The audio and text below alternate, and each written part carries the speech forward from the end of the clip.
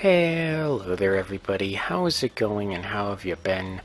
I am EuclideanSqd, and we're back here in Duel Links to check out the return of the Jack Atlas Unlock event. Now, right off the bat, first thing that I noticed when I started doing this event again is that his deck is exactly the same as it has always been. Jack has still not learned the value of Spell Trap Destruction, which means that the Euclidean farming deck that I've been using pretty much since he started showing up in the game is still perfectly viable. Well, I say viable, it's not necessarily perfect because bad hands can still kind of screw you over, but that's particularly why I'm using Anakiza, as she gets the balance skill by level up, and with this sort of composition of cards in your deck, you should have a fairly decent chance of getting at least a Euclidean, and then either a Sanctuary in the Sky or a Spirit Barrier to initiate the lock, and at that point Jack Atlas is completely helpless no matter how many Red Dragon Archfiends he summons. Now, for regular viewers, this deck is incredibly familiar. You summon a Euclidean in attack mode, they cannot be destroyed in battle. You use a field spell, Sanctuary in the Sky, and or the continuous trap card Spirit Barrier to block battle damage. And against certain duelists, particularly those that have no spell and trap destruction in their deck like Jack Atlas does, nothing they can do. Once you get this lock set up, they are completely and utterly helpless against you. Now, on top of that, I have added Good Goblin Housekeepings to both balance out the number of cards, so the balance will hopefully activate, and act as a form of draw and return. So, for example, if I get Neo Parshoth a bit early, but I don't necessarily need him, I can go ahead and put him back at the bottom of my deck with Good Goblin Housekeeping, and I'm not actually losing anything too valuable there, since I want him at the end of the duel anyway. Pot of Benevolence as well, to return cards from Jack's graveyard to his deck, because one thing that Jack is actually very good at is emptying out his own deck. He, excuse me just a second. Sorry about that. He has several cards that can search out his Resonator Tuner monsters.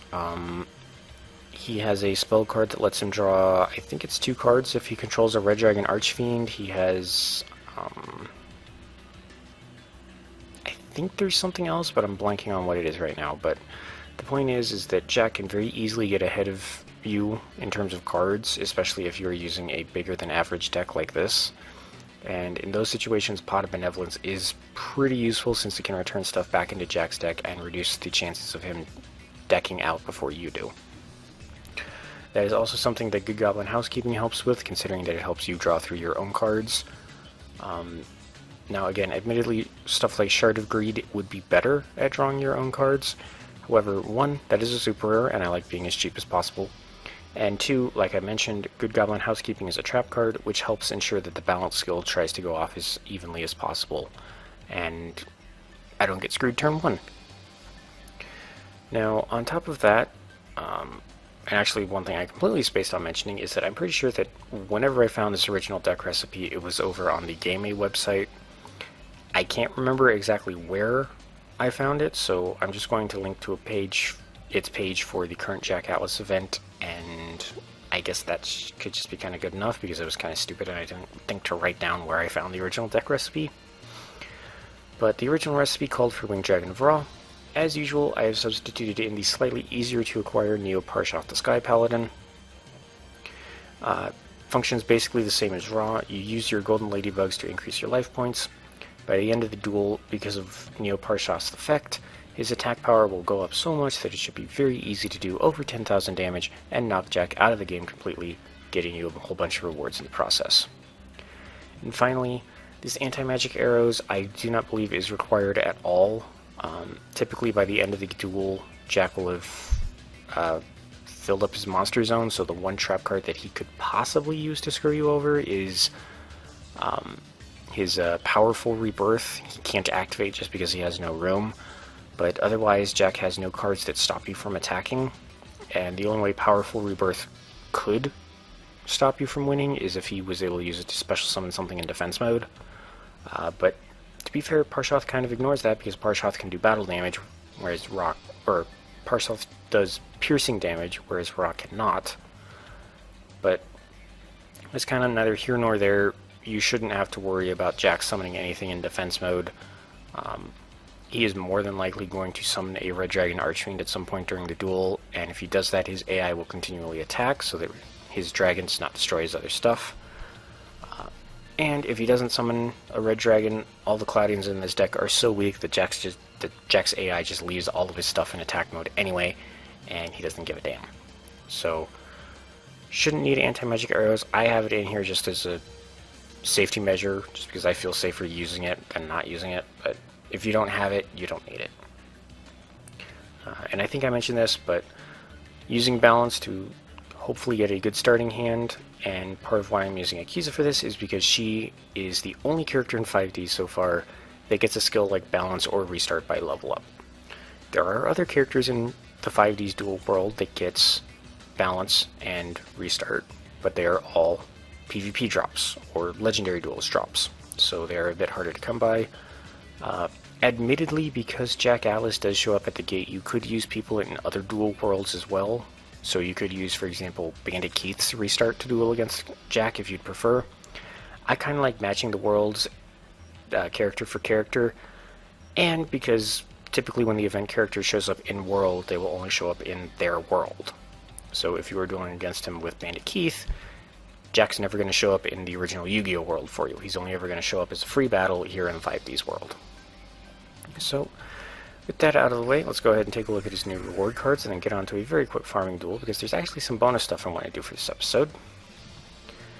But if we take a look, some of his cards have been cycled out. I can't remember which ones they are. But among his new cards, he has this very awful normal rare monster, Yamadron, a level 5 fire dragon with 1600 attack and 1800 defense. His other normal is equally as bad, Tyhone number 2. It's a level 6 fire dragon with 1700 attack and 1900 defense. But moving on, we get some more interesting stuff with his rares. So his first rare card is Scarlet Security, which says if you control a Red Dragon Archfiend, destroy all spell and trap cards your opponent controls. Pretty cool, right? Especially considering that when you unlock Jack at level 1, he gets his special Mark of the Dragon skill, which sticks Red Dragon Archfiend in your extra deck and 2 Dark Resonators in your main deck. So once you unlock him, you are guaranteed to use this card, or guaranteed to be able to use this card. And there's that box that has Red Dragon Archfiend in it as an ultra rare. So pretty cool spell card, especially if you have a deck that can regularly synchro summon level 8s. But moving on, he has Mad Archfiend, a level 4 Dark Fiend with 1800 attack and 0 defense. If this card attacks a defense position monster, it does piercing battle damage. However, if this face-up attack position card is targeted for an attack, it is changed to defense position automatically. So in other words, it is capable of doing damage no matter what, but your opponent can very easily destroy it considering it has no defense points. And if you will pardon me for just a moment, I just wanted to check the volume levels. I apologize, I'm having to speak a little bit more softly for this recording session and probably for the next few. There's currently construction going on, there's some holes in the walls of my house, and I'm keeping my voice kind of low so I don't disturb the people that I live with. But enough about my personal life, moving on. Next up is a new card. This is Mirror Resonator, a level 1 Light Fiend Tuner with no attack and defense. If your opponent controls a face-up monster that was special summoned from the extra deck and you do not, while this card is in your hand or graveyard, you can special summon this card, but banish it when it leaves the field. You can only use this effect of Mirror Resonator once per turn. Also once per turn, you can target one face-up monster your opponent controls, treat this card's level as that monster's original level if this card is used for a synchro summon this turn. So in other words, if your opponent has special summoned any fusion or synchro monsters, you are free to special summon Mirror Resonator as you need, and Mirror Resonator can mimic an opponent's level to make it a little bit easier to synchro summon, hopefully. Of course, that kind of depends on what monsters your opponent currently has, but it doesn't have to copy just the monster from the extra deck. If your opponent has a level 3 or a level 4, Mirror Resonator can easily copy that instead. Moving on, a super rare that he is still holding on to, or that he has had since pretty much he started showing up, I think. Flare Resonator, a level 3 Fire Fiend tuner with 300 attack and 1300 defense, and a synchro monster that used this card as material gains 300 attack points. Very nice. The next super rare is Lancer Archfiend, a level 4 Dark Fiend with 1600 attack and 1400 defense. Once per turn, when a monster you control declares an attack targeting a defense position monster your opponent controls, you can activate this effect. If you do, your monster is basically able to deal piercing battle damage. So Lancer Archfiend is pretty cool in that it can basically give any one of your monsters piercing battle damage, but it can only do that once per turn. Moving on, we have a new card. This is Magical King Moonstar, a level 3 Dark Fiend with 900 attack and 600 defense. Cannot be used as synchro material except for the synchro summon of a dark synchro monster. If you control a tuner monster, you can special summon this card from your hand, so very easy for synchro summoning, but again, can only use it for darks. If this card is normal or special summoned, you can target one other monster you control or in your graveyard. Until the end of this turn, this card's level becomes the same as that monster's. Also, you cannot special summon except by synchro summon. So Moonstar is another monster that changes its level based on a target that you can pick.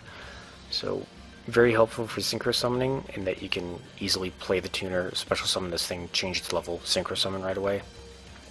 But again, it has that explicit restriction of you can only use this guy for a dark tuner, and I can't remember all the dark synchro monsters off the top of my head.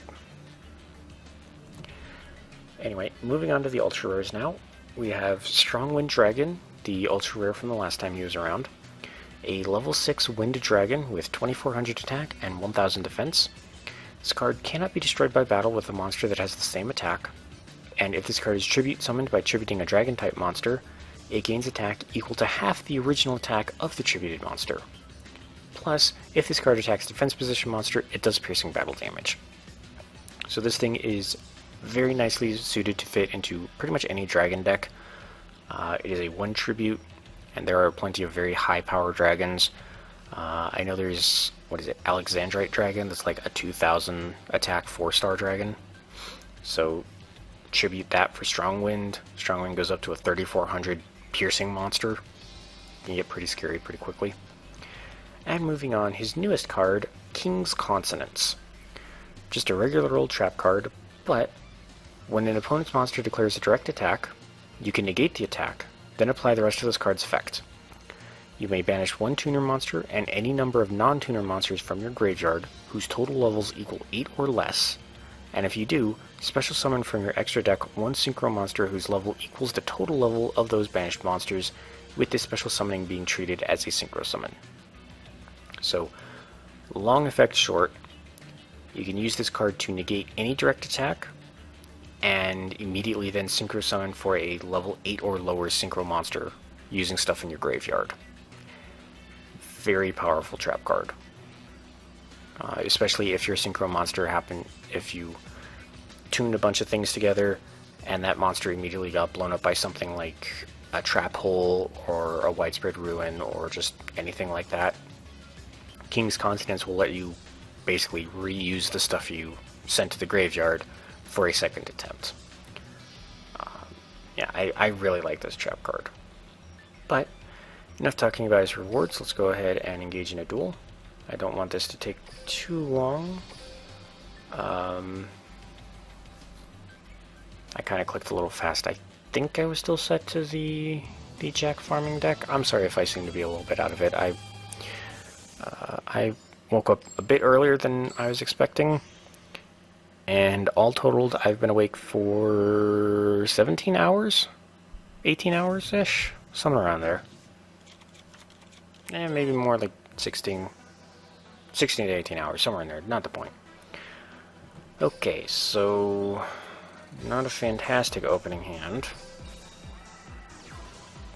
So I'm going to play Turbulence just because he has the higher attack power of the two, which means I'll take the least amount of damage. So now it's basically a race to draw.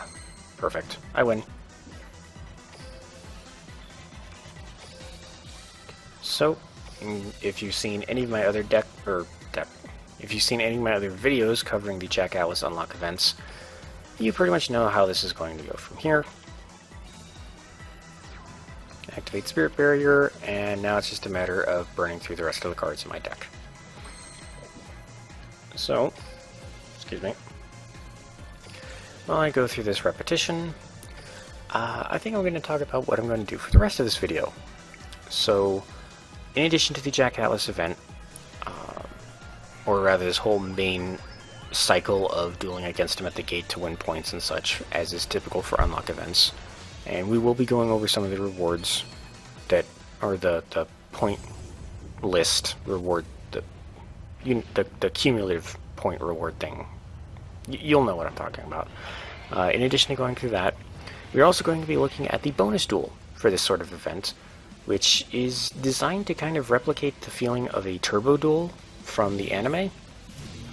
And I personally kind of like it. I wouldn't mind if Konami added that as like just a in general bonus mode, or maybe make it the central focus of a future event. But I'll talk more about that when we actually get to it. But aside from the Jack Atlas event, there's a new Mission Bingo event that literally just started earlier tonight, and I will be going over some of the rewards for that. And finally, last night, a new structure deck released, and we'll be taking a look at that at the end of the video. But considering the Jack Atlas event is sort of the main focus of things right now, I'm going through that a little bit quickly, or a little bit more quickly than I should, but he's literally the exact same. Like, there's no reason for me to change my deck at all.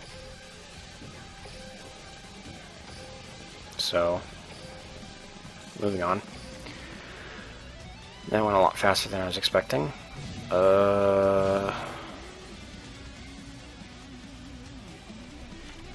Yeah. I don't know if I want to cut here or not. Part of me feels like I should, because this is no different than something that happened previously, but at the same time it also feels a little, I don't know, wrong to just say, if you want to see how this sort of duel goes, go watch the other videos. I don't know, I don't like how that feels, so I think I'll probably just leave it in.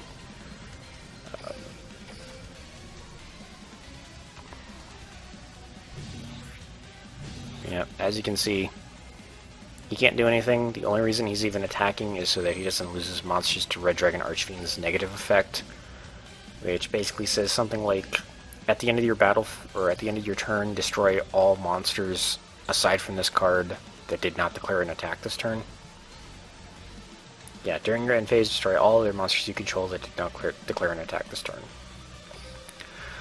So the whole reason he's doing this, and slowing down the duel by going through these extra animations, is because his AI wants to create Red Dragon Archfiend, even though it knows it won't help,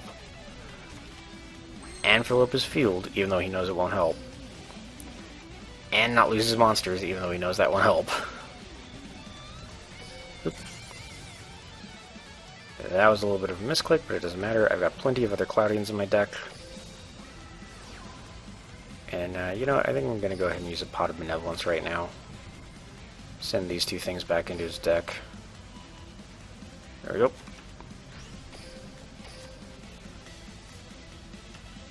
Well, there you go. Something unexpected happened. I accidentally changed a Cloudian to defense mode and it self-destructed. Don't need Spirit Barrier. Thank you, though.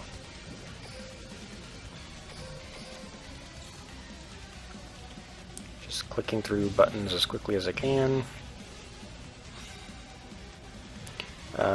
Well, actually, I suppose I could talk about some of the general suggestions to use when you're using this farming deck, once you do have them locked down. The primary focus, once you do have Jack completely walled off, is making sure that you draw through your cards faster than he does his. Obviously, this is so you can get the bonuses for your duel assessment for having very few cards in your deck, but also just to make sure that you can find your Neo Parshoth or Winged Dragon of Ra and actually win the duel by dealing over 10,000 damage, possibly summoning a divine monster, and getting a whole ton more assessment points that way. So, as I mentioned while looking at the deck, that is done by both using Good Goblin Housekeeping to draw and slowly return cards to your deck. It's not ideal, but it's, well, I suppose like a Jar of Greed might be better. I don't know, you could use Jar of Greed or Good Goblin Housekeeping. Either one seems to work in this sort of a situation. But the other card you're going to be using are these Pot of Benevolences. And you're probably wondering why I'm not using the one in my hand, even though Jack currently has 4 cards in his graveyard. Well, that's because of those 4 cards, 3 of them are some of his Resonator tuners. And I definitely do not want to send those back to his deck, because he does have cards that can search them out from his deck. So, in other words, if I do put them back, Jack could just search them out, and that kind of ruins the whole purpose of filling his deck back up. So now that he has something else in there that is not a Resonator, I can go ahead and use Pot of Benevolence to send back his Twin Sword Marauder and his Mad Archfiend. Now, admittedly, the cards that I know he has that he can use to search for Resonators, one of which is a spell card, one of which is a monster that has to be in the graveyard for a turn. So, in this current situation, I don't think I really have to worry about him using either one. At worst, I just have to keep an eye out for the monster being discarded at some point, because I believe his AI will prioritize discarding that over something else, because he can at least use it while it's in the graveyard. But the point still stands, I don't want to put cards back into his deck that he could just easily pull right back out later. So generally, with your Pot of Benevolence, do not return Resonators or the spell card Resonator Call, since if there does happen to be a Resonator that's taking a while to surface out of his deck, he can just use Resonator Call and find it. So basically, once those 2 cards are in the graveyard, leave them there. The monster, on the other hand, which is called Wandering King it's either Wandering King Whirlwind or Wandering King Wildwind. But the point is that he can banish that card from his graveyard to search out any of his Resonators. I don't think it explicitly searches for a Resonator, it's just the Resonators fit the criteria of what he can use it to find.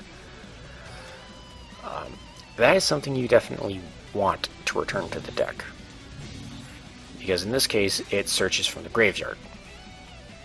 So, if you do happen to have a Pot of Benevolence, and you're sitting on a kind of comfortable-ish sort of card ratio, you're not too concerned about him running out of cards before you do, maybe hold on to a Pot of Benevolence just in case he happens to discard that at some point. But I think in total he's probably only got like 4, maybe 5 Resonators, so if it's later on in the duel, you should be it should be pretty okay to just start using your pots as quickly as possible, because he can't use that Wandering King's effect if there are no Resonators in his deck, because nothing else in his deck matches its searching criteria. So, with that kind of convoluted explanation out of the way, I'm just going to keep going on. And of course, all 3 of my Good Goblin Housekeepings were within the last 6 cards of my deck. There it is. Yeah, it's Wandering King Wildwind. So, in case you're wondering what it looks like, it's... Hold on, I'm going to get the ladybugs out of the way. This is what it looks like. So just keep an eye out for that. If he discards it early on in the duel, or if he uses it as synchro material early on in the duel, try to return it as quickly as possible. It can't use its effect the same turn it goes to the graveyard. It does have to wait a turn before he can search with it, so you do have a small window with which to get rid of it. But otherwise, yeah. Like, once you get this sort of a lock going, which, you know, you could also do with a restart character. Probably easier to do with a restart character, honestly, but I don't really like using non-level up skills if I can avoid it, just because, again, at that point you're just running on RNG against either legendary duelists or in the PvP arena to get the skills that you need. Yeah, very solid farming strategy. And now, I believe this is probably going to be the strongest I think I've ever gotten Neil Parshoff. So I'm going to tribute you and you. 31,000 attack points. Goodbye, Jack. I have a monster that's nearly 10 times stronger than your Red Dragon Archfiend. There you go. Easy neat. Easy peasy. Alright. So, moving on. Ooh, did I get, I got a strong one dragon. Oh, I got so many of those the last time he was around. I don't need those. I want the King's Consonants, damn it. Alright. So, now the Turbo Duel has appeared. So the Turbo Duel is a special variant that you can duel against. It will show up every 8 wins you get, and that is not specifically wins against Jack. It could be wins against NPC duelists. I believe it can be wins in the PvP arena. But basically, every 8 wins, the Turbo Duel unlocks. Now, the Turbo Duel is not nearly as hard at level 40 as Main Jack is, so I'm just going to be using this sort of still experimental plant deck that I've come up with. I don't know if it's going to be good enough to win or not.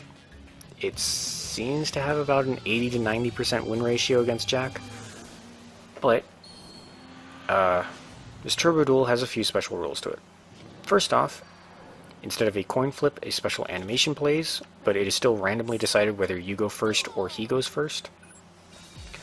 But, like the Turbo Duels in the anime, there are speed counters.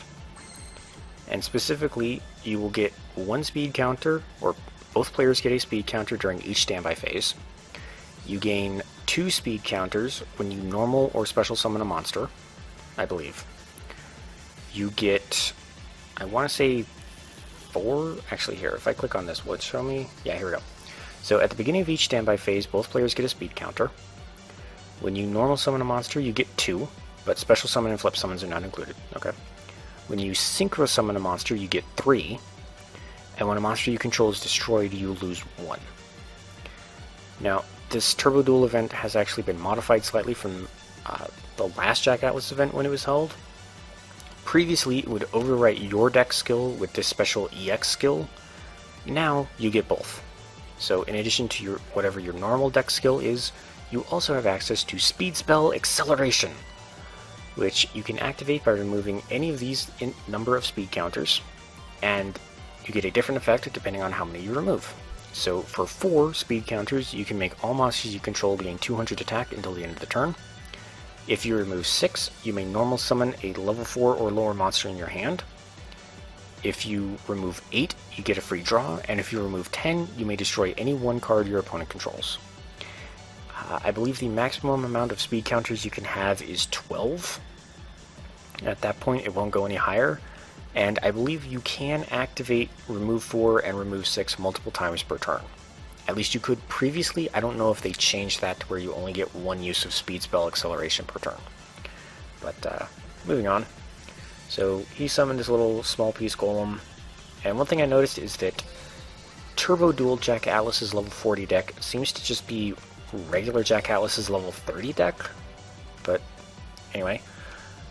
I'm going to go ahead and summon Quackimiru Graveros. I'm not going to be going too much into the monster effects of this deck. I just kind of want to show off the Turbo Duel because it was something that I missed the last time Jack was around. Mostly because it unlocked in the event after I completed my video on it, and I didn't feel like making a tiny video just as an add-on. So this time around, I figured I'd wait until the Turbo Duel was unlocked, and that also happened to get the bingo missions and the structure deck to show up as well, so I figured I'd just cover all of that in one video. And in fact, looks like I just win. There we go. Look at that. Level 40 is not that difficult at all. I believe it's because this deck is kind of high on level 5 and above monsters, sometimes it can be tricky, but sometimes he does just completely jam up his entire hand with monsters that are just too strong. You do get event points as well by participating in the turbo duels, so it's basically another free duel for points and rewards and stuff in the event. But most importantly, when you beat Jack in 5 turbo duels, you unlock a new skill for Jack Atlas, Might of the King. And interesting. Okay, thank you for just interrupting me with the notifications. I did see that the card trader inventory was updated, so we'll be looking at that too. So, if we take a look at Jack, where is it? Might of the King. So this is his new skill.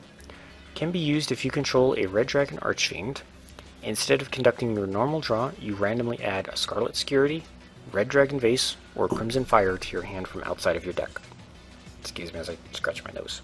I have an itch. So, Scarlet Security we saw. It's one of his reward cards. Red Dragon Vase is a level up card you can get, and it says if you control a Red Dragon Archfiend, draw 2 cards. However, you cannot normal or special summon monsters the turn you activate this card, and until the end of your opponent's turn. So, pretty steep cost in addition to needing to control Red Dragon Archfiend to even use it. I don't know how good it is. It seems like this is kind of the worst outcome for this random event, or for the random luck of this skill. And Crimson Fire. I think this is also a level up reward, but I'm not super sure.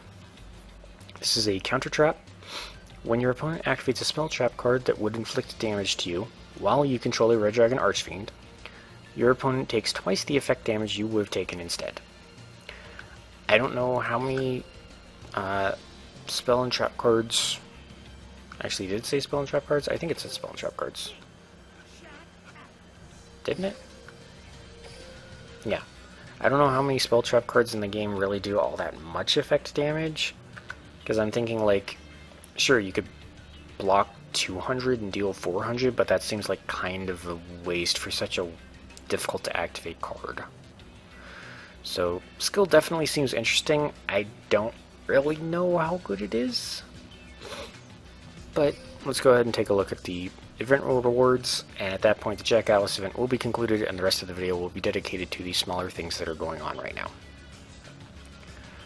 So, going all the way back to the beginning, at 200,000 points you get a copy of this awful Yamadron card. I don't know why Konami has started putting normals and rares on this list. They are not that difficult to come by. At level 750,000 you get Mirror Resonator. Actually okay with this being on the list, but again, it's a rare, not exactly difficult to get. At 1.5 million you will get a copy of Magical King Moonstar. At 3.1 million you get King's Consonants, and among those there are ultra rare jewels that have replaced my game mat, sleeves, icon, and the level at which you unlock Jack. So in fact, if I go into the event details, so Jack unlocks at 500,000 points, which is pretty easy to get to, honestly. And yeah, that kind of looks like that's about it. And yeah, there's the usual card sleeves, game mat. Additionally, when you do unlock Jack, or if you already had him unlocked to begin with, you also get access to these special missions that last until the end of the event, which all you basically have to do is use a skill with Jack one time. That's incredibly easy to do. Just have his Mark of the Dragon skill equipped and it's done. Summon Red Dragon Archfiend 1, 2, and 3 times. Does not have to be in the same duel. And reduce your opponent's life points to 0 by attacking with Red Dragon Archfiend. So do all of that and you get a bonus 100 gems on top of everything else. Really, really easy to do. Especially because Secret Wave just knocking all of these out really quick. Just duel against level 10s at the gate. Their AI is so stupid you can literally just do whatever you want. It's really nice. I completely forgot about the card trader. You have anything interesting? I completely forgot about his Golem cards. So these were in his reward card list the last time he was around, but they have been cycled out. If you want copies of these cards, these cards, you now have to buy them using EX jewels. So first off is Multiple Piece Golem, a level 7 Earth Rock fusion with 2600 attack and 1300 defense. It is a fusion of Big Piece Golem and Medium Piece Golem, and at the end of the battle phase, if this card attacked or was attacked, you may return it to the extra deck. Then, if all the fusion material monsters that were used for the fusion summon are still in your graveyard, you can special summon them back to the field. Pretty interesting. But moving on, there's also Big Piece Golem, level 5 Earth Rock, 2100 attack, 0 defense. If your opponent controls a monster and you control no monsters, you may normal summon this card without tributes. Kinda nice. Looks like there's also just some random event cards mixed in here. So there's also Sea Dragon Lord Gishilnadan, level 5 Water Sea Serpent Synchro, 2300 attack, 1800 defense, requires a tuner and 1 level 3 non-tuner. So effectively you need to use a level 2 tuner. Excuse me. When a face-up level 3 or lower monster on the field is sent to the graveyard, this card's attack becomes 3000 until the end phase of this turn. Bit of a weird card, but moving on. Vylon Delta, level 7 Light Fairy Synchro, 1700 attack, 2800 defense, 1 tuner, plus 1 or more non-tuner light monsters. If this card is in face-up defense position during your end phase, you can add 1 equipped spell card from your deck to your hand. Wow, lots more cards in addition to Jack's stuff. This is actually a pretty valuable card trader. Hunter of Black Feathers, level 4 Light Beast Warrior, 1700 attack, 1000 defense. While your opponent controls 2 or more face-up monsters, all of the same type, you can send 1 card from your hand to the graveyard to select and destroy 1 face-up monster your opponent controls. This card is very good against particular swarming decks. Name and design-wise, it's supposed to sort of be a counter to Blackwings, which are a bunch of winged beasts that like to swarm the field. But, for example, you could also use this against Six Samurais or Amazonesses, because they are all typically warrior-type monsters. So, kind of a nice card. Mirror Resonator, we've been over. Medium Piece Golem, level 4 Earth Rock, 1600 attack, 0 defense. When this card is summoned, if you control a Big Piece Golem, you may special summon 1 Small Piece Golem from your deck, but that monster's effect is negated while it is face up on the field. You will understand why when we see it. Genix Ally Chemistrier. I think this was a login bonus card, but I can't remember. Level 2 Dark Machine Tuner, 200 attack, 500 defense. You can declare 1 attribute and discard this card to select 1 face-up Genix monster you control. That monster becomes that attribute. This effect can be activated during either player's turn. So is kind of meant to help with some of the base Genixes, like Genix Gaia and Genix... what is it? Turbine? Is that the wind one? Stuff like that. The ones that specifically want a certain attribute of monster to be tuned with. Anyway, Gauntlet Warrior, level 3 Earth Warrior, 400 attack, 1600 defense. During either player's turn, you contribute this card. Each warrior-type monster you currently control gains 500 attack and defense until the end of the next damage step that monster attacks or is attacked. So, pretty cool. Gives any other warrior a small buff until they attack or basically just participate in a battle. Pretty sure this was another login bonus card or a card flipper or something like that. Spellstone Sorcerer Karud. Spellcaster, level 3 light spellcaster, 800 attack, 1900 defense. Once per turn, when another monster card's effect is activated while there is no spellstone counter on this card, place 1 spellstone counter on this card. Note that this is different from a spell counter. This is a spellstone counter. This card gains 300 defense for each spellstone counter on it. Once per turn, you can remove 1 spellstone counter from your side of the field to select 1 card in your opponent's graveyard and remove it from play. And then finally, Small Piece Golem, level 3 Earth Rock, 1100 attack, 0 defense. When this card is summoned, if you control a Big Piece Golem, you can special summon 1 Medium Piece Golem from your deck, but that monster's effects are negated while it is face up on the field. The effects are mainly written this way for main Yu-Gi-Oh! When you have 5 monster card zones, so that you can't just summon a medium piece, special summon a small, special summon a medium, special summon a small. It's just meant to prevent you from just like infinite swarming. So, that's all for the Jack Alice event. If that's all that you were here for, I hope you had a great time, but we are going to be moving on to the smaller stuff. So first off, we have the bingo missions. I believe I covered these before, but these are basically little 3x3 bingo cards. They work similarly to stage missions in that all you have to do is do what it tells you on that particular tile, and then you get to claim the prize on it, and it flips over. When you create a line, either horizontal, vertical, or diagonal, you get an extra reward on top of that. And typically for these bingo mission events that they've started doing, there is also a second and third sheet, but those don't unlock until a few days after the whole thing starts. So you do have some time to finish each sheet before you have to start worrying about the next one. And for that matter, if you haven't finished sheet 1 by the time sheet 2 comes out, you do have to finish sheet 1 before you can start on the second. So you do have to do them in order, and if there's a reward for the third sheet, you know, get to work on these, but they're all really easy. I mean, literally, enter the deck editor. Done. Use spell cards 5 times. Done. Watch a street replay. Easy. Change your card sleeves. Easy. You know, they are not difficult at all.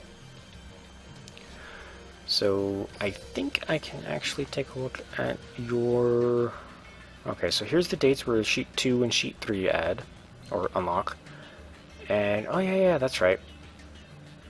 So you get a bunch of gems for completing each sheet, and it looks like these cards are going to be hidden amongst the line rewards, so like when you complete 5 lines or 4 lines or whatever. A lot of these have been in the game for a while, like Ra's Disciple, level 4 Light Fairy, 1100 attack, 600 defense. When this card is summoned, you can special summon up to 2 Ra's Disciples from your hand and or deck. Cannot be attributed except for one of the 3 Egyptian gods, and you cannot special summon monsters except for by the effects of Ra's Disciple. But the new card that you can only get through this event at the moment is Mahjong Munya Maidens. I think I pronounced that right. I have no idea if I did. A level 2 winged beast, 200 attack, 2000 defense, and it's a flip effect. When it is flipped up, you can draw 1 card, then discard 1 card. And, once per turn, you may change this card to face down defense position. So it looks like the idea of this card is that you set it, ideally your opponent attacks into it, they don't destroy it. Well, even if they do destroy it, the flip effect still goes off, so you get to draw a card and then throw something else away. But providing it has not been destroyed, you can then immediately flip them back face down. And then, your opponent probably isn't stupid enough to attack it again, or they try to attack with something stronger and you weaken it. But effectively, you try to use this over and over and over again to help you draw through your deck. So that's the bingo sheets. Moving on to some of the new cards. So actually, let's go to the notifications for the card trader first. Let's see. Oh, interesting. So we have a new ultra rare in Dragon Master Knight. Level 12 Light Dragon Fusion, 5000 attack and defense. Fusion of Blackluster Soldier and Blue Eyes Ultimate Dragon. So have fun creating this. Must be fusion summoned and cannot be special summoned by other ways. This card gains 500 attack for each dragon type monster you control, except discard. Actually, no, what am I saying? It doesn't say that you need specifically just Blackluster Soldier and Blue Eyes Ultimate Dragon. I mean, Blackluster Soldier would be the easier of the two, considering it's a ritual monster, but there's tons of fusion substitute cards in the game. Just use any of those. Easy. Instant 5000 attack point monster. Moving on, super rares, Pitch Black Warwolf, level 4 Dark Beast Warrior, 1600 attack, 600 defense. Your opponent cannot activate trap cards during the battle phase. Pretty cool monster. I think there's some decent support for Beast Warriors, I'm not entirely sure, but I like this card. I believe this was in the lottery for like Duelist Chronicles for a while, and then it disappeared, and I guess they just stuck it in the card trader now. And then a rare, we have Bitelon. Level 6 Water Reptile, 2400 attack, 11,000 defense. And basically just gets to do piercing battle damage. So, those are the 3 new cards that have been added to the card trader. Now let's check out the structure deck, Neos Fusion EX. So, I haven't taken a look at this. And quite a few interesting cards here. Unfortunately, it's 1 copy of each, so... You know what, this is already 45 minutes long. I'm just going to go through the new cards in here. So among these new cards we have, starting from the rares and moving up, excuse me, we have Common Soul, a continuous spell card. Select one face-up monster on the field to activate this card. Special summon one Neospatian monster from your hand to the same side of the field as the selected monster. The selected monster gains attack equal to the attack of the monster that was special summoned by this effect. When this card is removed from the field, return the monster that was special summoned by this card's effect to the hand. Okay. It's not actually that great since most Neospatians don't actually have all that much in the way of attack points. But interesting. I have an itch on the tip of my nose and it won't go away. I don't actually recognize this card, even though I apparently have 2 copies of it. Card Blocker. Level 3 Earth Warrior, 400 attack and defense. When this card is summoned, change it to defense position. When a face-up monster you control is targeted for an attack, you can change the target to this card. When this card is targeted for an attack, you can choose a number from 1 to 3. Send that many cards from the top of your deck to the graveyard, and this card gains 500 defense for each card sent until the end phase. Okay, that's actually a pretty cool card, and I completely missed this rare. Next, a regular trap card. Special summon any number of monsters with different names from your hand and or graveyard in defense position. They're all Neospatian monsters or Elemental Hero Neos, but negate their effects, and as long as you control any of those special summon monsters face up, you cannot special summon monsters from the extra deck except fusion monsters. Okay, so you can't use this for synchro summoning. You can only activate one next per turn, and if you control no cards, you can activate this card from your hand. Alright, that's pretty interesting. Obviously this is meant to help enable contact fusion between Neos and some of the Neospatians. So let's take a look at the super rares now. Neos Fusion. Special summon one fusion monster from your extra deck that lists exactly 2 monsters as material, including Elemental Hero Neos, by sending those monsters from your hand, deck, or field, ignoring its summoning conditions. By sending those monsters from your hand, deck, or field. I'm guessing it means to the graveyard, but I don't know. That's a very weirdly, they left something out of that sentence. For the rest of this turn, after this card resolves, you cannot special summon monsters at all. If a fusion monsters you control that lists Elemental Hero Neos as material would be destroyed by battle or card effect, or shuffled into the extra deck by its own effect, you can banish this card from your graveyard instead. Alright, so looks like it just lets you create any of your Neos fusions right away, which is pretty cool. And because all the Neos fusions say that unless you control... Actually, no, I think they all just want to return to the extra deck at the end of the turn regardless, but it's the field spell Neospace that keeps them from doing that. It specifically has an effect that says fusion monsters that list Elemental Hero Neos as fusion material do not have to activate their effects during the end phase and shuffle them into the extra deck. So, Neos Fusion basically acts as like a one-time use of that if you need to keep them around, but you don't have the field spell yet, which is, okay, interesting. The other super rare that I have not seen is Neospace Connector.